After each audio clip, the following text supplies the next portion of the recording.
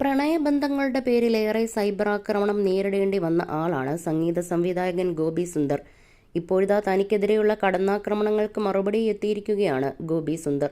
Facebook പോസ്റ്റിലൂടെയായിരുന്നു Gopi സുന്ദറിന്റെ മറുപടി. നാണം കെട്ടവൻ എന്ന വിളികളെ അഭിമാനത്തോടെ സ്വീകരിക്കുന്നുവെന്നാണ് ഗോപി സുന്ദർ പറയുന്നത്. ചിലർ അവരുടെ യഥാർത്ഥ സ്വഭാവം ഒളിച്ചു വെക്കുകയും അടിച്ചമർത്തി വെക്കുകയും ചെയ്ത് മറ്റുള്ളവർക്ക് വേണ്ടിയാകും ജീവിക്കുക. പക്ഷേ ഞാൻ അങ്ങനെ അഭിനയിക്കില്ല. ഞാൻ ജീവിക്കുന്നത് ഞാനായി തന്നെയാണ്. ആളുകൾ എന്നെ നാണം കെട്ടവനെന്ന് വിളിക്കുമ്പോൾ ഞാനത് അഭിമാനത്തോടെയാണ് സ്വീകരിക്കുന്നത്.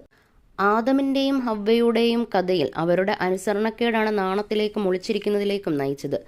പക്ഷേ സത്യസന്ധമായി ജീവിക്കാനാണ് അവരെ സൃഷ്ടിച്ചത്. ബൈബിളിൽ പറയുന്നത് പോലെ സത്യം നിങ്ങളെ സ്വതന്ത്രരാക്കും. നാട്യത്തേക്കാൾ സത്യത്തിനും ആത്മാർത്ഥതയ്ക്കുമാണ് ദൈവം വില കൽപ്പിക്കുന്നത്. നിങ്ങൾക്ക് ധൈര്യമുണ്ടെങ്കിൽ എന്നെപ്പോലെ ജീവിക്കൂ. നമ്മൾക്കൊരു ജീവിതമേ ഉള്ളൂ. അത് പൂർണ്ണ അർത്ഥത്തിൽ ജീവിക്കൂ. മറ്റുള്ള